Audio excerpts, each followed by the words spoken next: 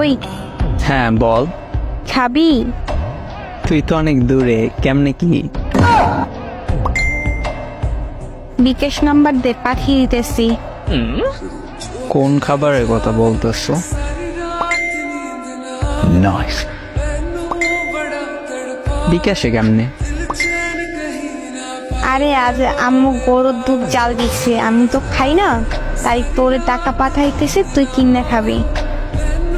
ও, তুই গরুর দুধের কথা বলছো? কেন? আমি আরো ভাবছি কিছু না। লজ্জা বেটা। এখন সব দোষ আমার। তো কার? নিজেই তো বলছো খাবি।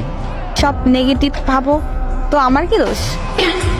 এইভাবে বললে কেউ বুঝবে না গরুর দুধ খাওয়ার জন্য বলছো। সবাই ওইটাই বুঝবে যেটা তুই বুঝছো।